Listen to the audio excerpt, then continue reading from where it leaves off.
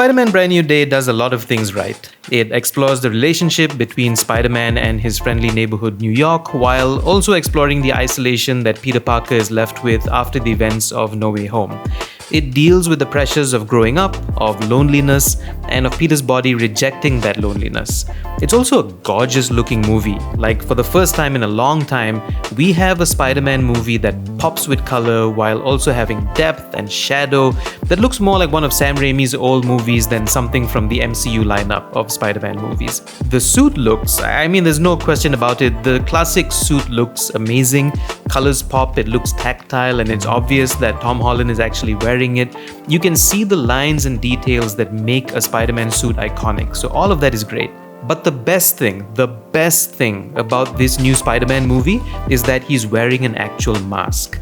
Not a nanotech mask or weird metallic mask that bleep bloops onto his face, but an actual soft textured cloth mask that he gets to put on and take off. My favorite Spider-Man suits have always been the lo-fi ones that look like they're made by Peter Parker himself.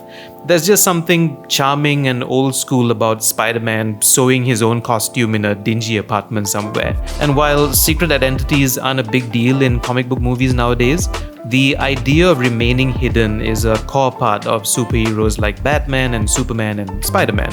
And in the case of Batman and Spider-Man, the personification of the secret identity lies in the mask. It's why every time we see them remove it in front of others, it feels like a struggle, like it's almost heavier than just a piece of cloth. There's a sort of tension that you feel almost in your chest every time Peter Parker or someone else slowly rolls the mask up to slowly reveal his face. Not just in this movie, but any of the Spider-Man movies. All of that nuance is completely lost when you can just activate the mask out of thin air with nanotech by touching a button on your chest. The mask is even more significant in this movie because Peter Parker is dealing with the fact that he doesn't really exist in the world. So it isn't so much that he has to hide his identity, it's that in his trauma, he can't let anyone even remotely close to him as a person. Spider-Man is all there is. Spider-Man is allowed to exist in society. Spider-Man can do good and be a hero and be famous.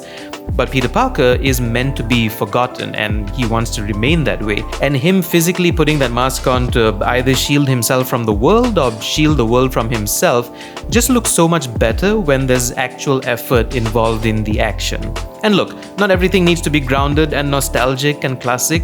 I love that they kept the dynamic goggles from the newer movies. I love that Spider-Man gets to show emotion through his moving eyes, and it's one of the best things from the newer, techier suits in the Tom Holland series.